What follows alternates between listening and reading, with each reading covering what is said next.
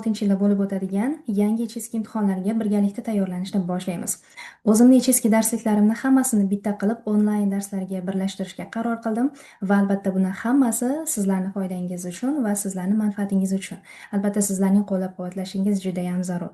Darslarimizni hammasi onlayn ravishda yangi HSK kitoblaridan va ilk marotaba o'zbek tilida yozib olinyapti. Bu kurslarga do'stlaringizni ham taklif qilishni unutmang. Xitoy tilini mana shu onlayn darslar bilan biz bilan tez va oson o'rganishni boshlang.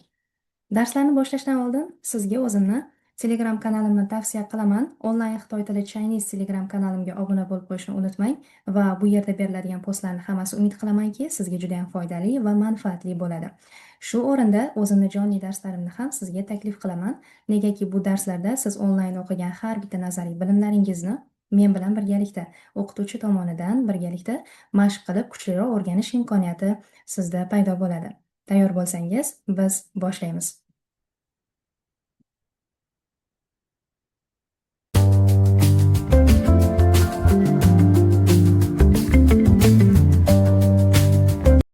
Kitobi hisoblanadi. Birinchi darsni boshlashdan oldin quyidagi slaydga ahamiyat berasiz. Chunki biz birinchi darsni boshlashdan oldin quyidagi narsalarni o'rganib olishimiz kerak bo'ladi. Ya'ni bu bizga kerak bo'lgan bazaviy bilimlar. Birinchi dars albatta salomlashish so'zlarini o'rganishdan boshlanadi. Kirish qismida demak biz o'rganishimiz kerak bo'lgan narsalar ton, pinin, harflar talaffuzi va asosiy qism salomlashuv qismiga o'tamiz.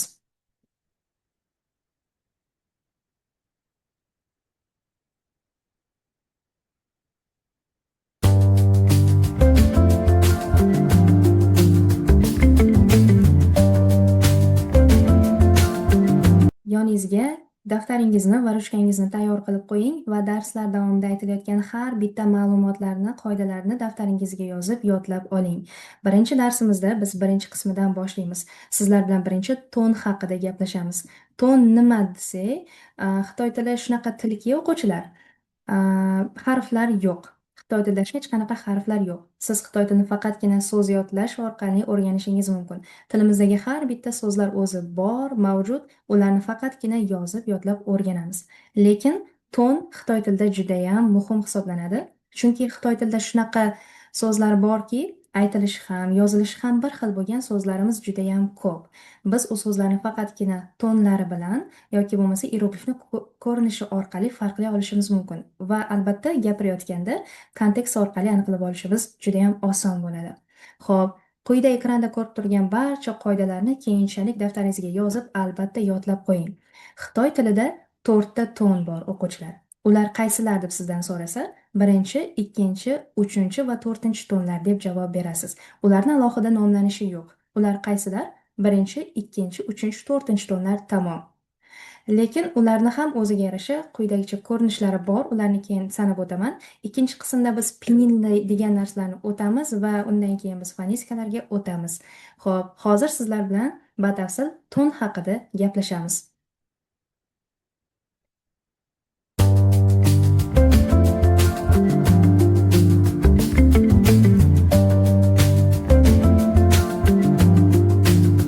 Xo'p, o'quvchilar, ekraningizda ko'rib turgan rasmga ahamiyat berasiz. Demak, mana shu rasmda biz sizlar bilan tonlarni hozir batafsil va oson o'rgana olamiz.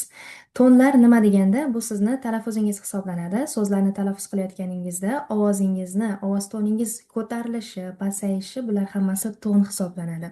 Demak, biz yuqorida aytib o'tdik, Xitoy tilida 4 ta ton bor. Ular qaysilar? Birinchi va ikkinchi, uchinchi, to'rtinchi tonlar hisoblanadi, to'g'rimi? Birinchi tonimiz quyidagicha ko'rinishda bo'ladi. Misol uchun A tovushida o'rganadigan bo'lsak, yuqorisiga biz bir chiziqda belgi qo'yamiz. Bu birinchi ton hisoblanadi. Ikkinchi ton pastdan yuqoriga ko'tarilgan holatda ko'rinishda bo'ladi.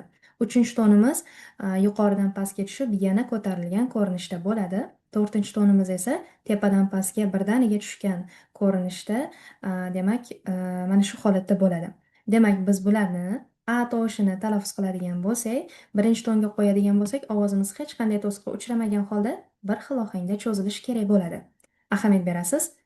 A kabi cho'ziladi. Ikkinchi tonimizda esa ovozimiz bilinar-bilinmagan holda ko'tarilishi kerak bo'ladi. Ya'ni A kabi ovoz toningiz balandlashishi kerak bo'ladi. Uchinchi tonda baland ovozdan pastga tushib, yana yuqoriga ko'tarilishingiz kerak bo'ladi. Ya'ni a, kabi ovozni yana oxirida ko'tarasiz. To'rtinchi tonda ovozingiz yuqori ohangdan birdaniga pastga tushishi kerak bo'ladi. Ya'ni a, kabi to'siqqa uchrash kerak bo'ladi. Tonlarimiz shunaqa talaffuz qilinadi va sizda savol tug'ilgan bo'lishi mumkin. Yuqorida siz aytdingiz, Xitoy tilida hech qanday harflar yo'q. Nima uchun biz a tovushi bilan, ya'ni a harfi bilan tonlarni mashq qildik hozir?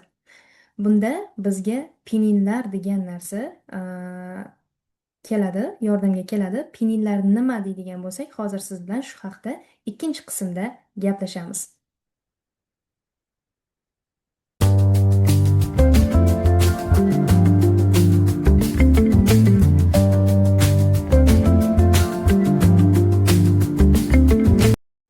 Ton haqida gaplashdik o'quvchilar. Endi esa pinin nimaligini aytib o'taman. Pinin qisqa qilib tushuntiraman, qiyin narsa emas, shunchaki iyerogliflarni transkripsiyasi hisoblanadi. Bo'ldi. Biz hali Xitoy tilini o'rganayotganimizda iyerogliflarni ko'rib birdaniga o'qiy olmaymiz. Shuning uchun bizga pininlar yordamga keladi. Pininlar nima ekan? Iyerogliflarni transkripsiyasi, ya'ni o'qilishi. Quyidagi so'zga ahamiyat berasiz. Sarlavhada ni hao so'zini yozib qo'yibman. Albatta, mana bu ko'rinishi bu iyeroglif hisoblansa, ya'ni Xitoy yozuvi, yonida turgani esa pininlar hisoblanadi, ya'ni transkripsiyasi. Ni hao. Biz Xitoy tilini o'rganayotganimizda har bitta so'zni shu pininlar orqali o'rganamiz va sizlar bilan yuqorida o'rgangan mana bu 4 ta tonimiz ham pininlarni ustiga qo'yib o'rganiladi. Buni hozir kitobga o'tganimizda ko'raman. Word dasturida pininlarni ustiga ton qo'yish imkoniyati bo'lmadi. Bularni hozir kitobda o'zida ko'rsataman. Demak, bu qoidani daftaringizga yozib oling. Pinin bu iyerogliflarni transkripsiyasi, ya'ni o'qilish hisoblanadi.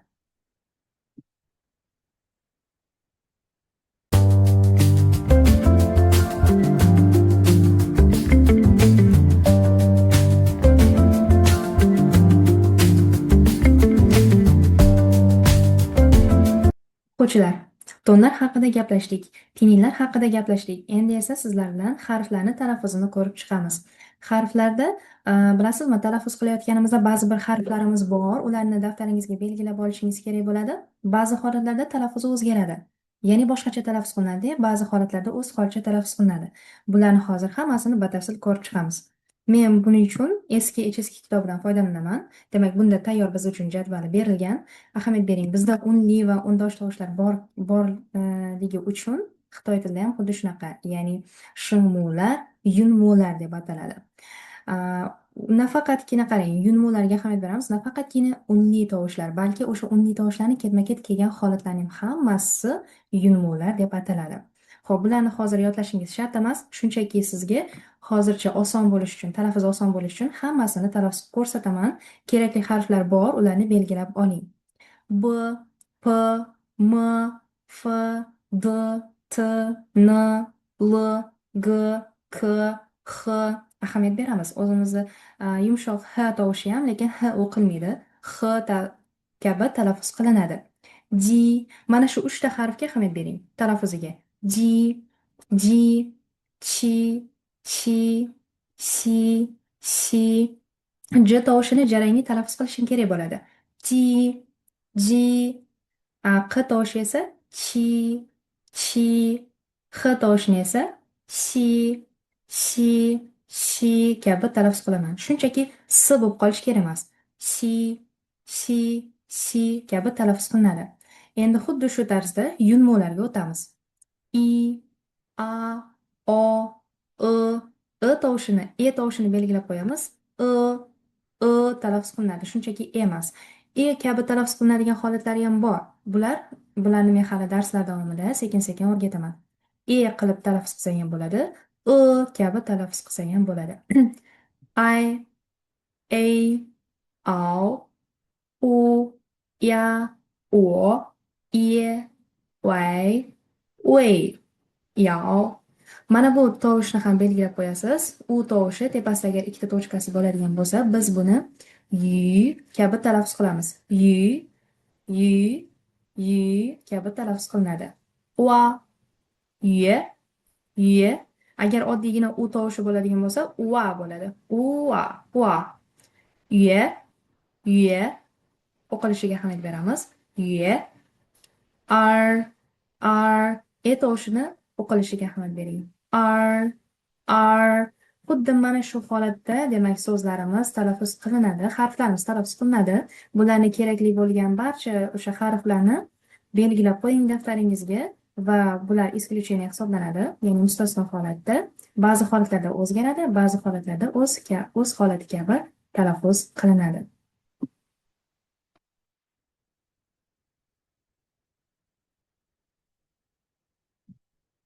Ular quyidagi jadvalga ham ahamiyat berib o'tib keting, chunki hali yana qolgan harflarimiz bor. Bularni ham sekin ko'rib o'tib ketishimiz kerak bo'ladi.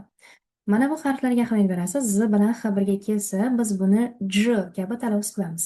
J, J, J emas, o'quvchilar, ahamiyat beramiz. J, J. Keyingisi Ch, Sh, R tovushiga ko'proq ahamiyat bering. R, R, R kabi talaffuz qilinadi. Ya'ni R bilan J tovushini qo'shib olib talaffuz qilishingiz kerak bo'ladi. R, R kabi talaffuz qilinadi. Z, C, C. Ahamiyat berdingiz. Z, S, ya'ni C, C kabi talaffuz qilinadi. Quyidagilari ham. O, an, n, ang, ing, ong, yo, yan, in, yang, in, yong, wan, wen, wang, wen, wan, yun. Xuddi shu talaffuzlar orqali, demak, xitoy tilini o'rganishimiz kerak bo'lar ekan. Mana shu harflarni, asosiy kerakli bo'lgan harflarni yodlab olishingiz kerak bo'ladi. Chunki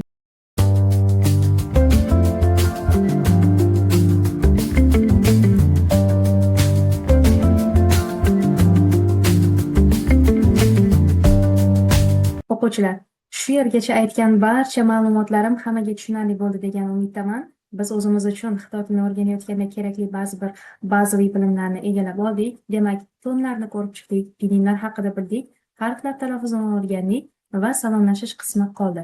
Biz bu qismga ikkinchi darslarda o'tamiz. Siz shu yergacha aytgan har bitta qoidamni daftaringizga yozib, yodlab oling va Xudo xohlasa keyingi darslardan sizlar bilan ikkinchi darsga o'tamiz. Va shu joyda siz azizlarga men o'zimni yana Telegram kanalim borligini eslatib o'tmoqchiman. Telegram kanalimga albatta obuna bo'lib qo'ying. U yerda foydali ma'lumotlar berib o'tiladi va jonli darslarimni ham sizlarga taklif qilaman. Hozirda o'rganayotgan barcha nazariy bilimlaringizni jonli darslarda men bilan birgalikda, ya'ni o'qituvchi tomonidan, o'qituvchi bilan birgalikda mustahkamlash imkoniyati sizda bo'ladi. Unda biz keyingi darslarda sizlar bilan ko'rishguncha xayrlashamiz. Shu yergacha bo'lgan hamma qoidalarni albatta yodlab oling. Ko'rishguncha xayr, sog' bo'ling do'stlar.